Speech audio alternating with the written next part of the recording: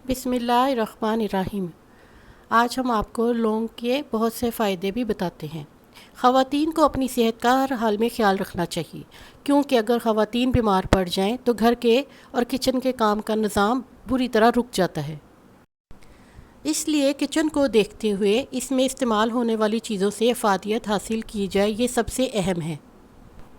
लौंग आप पकवान बनाने में ज़रूर इस्तेमाल करती हैं, मगर आप अगर ये जान लें कि ये महज ख़वातीन के मसाइल में लौंग किस तरह और किस कदर मुफीद है, तो ये आपकी सेहत के लिए बहुत मुफीद है।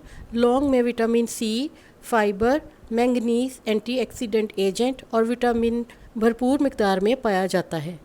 आइए इसके फ़वाइद देखते हैं। अक्सर ख़वातीन को खाना देर से हज़म होने की शिकायत रहती है। ऐसे में लौंग आपके मैदे को ताकत देता है, खाना जल्द हज़म करने में मदद देता है, साथ ही कब्ज़ की शिकायत से भी बचाता है। ख़वातीन को दौरान हमल दांतों के दर्द की शिकायत रहती है और बहुत तकलीफ़देह होती है। इसमें आप इसका इस्तेमाल करें या मुंह में रखें, इसका पानी जज़्ब करें, यह बहुत कारआमद है। लौंग का इस्तेमाल आपके जिगर को साफ़ करता है, मजबूत बनाता है और जिस्म से जहरीले मादों को खराज करने में आसानी पैदा करता है।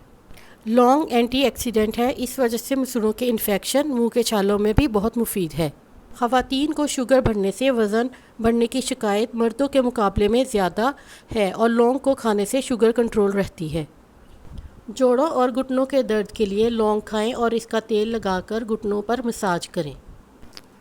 चलिए अब इसका इस्तेमाल कैसे करना है ये बताते हैं। रोज़ाना एक लौंग किसी भी वक्त मुंह में रख लें और इसका पानी पी लें। लौंग का पाउडर सादे पानी से फाँक भी सकती हैं।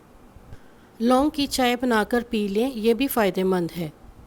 यहाँ हम ये बताते चलें कि ये एक आम मालूमात हैं। मज़ीद मालूमात के लिए डॉक्टर से रजू करें।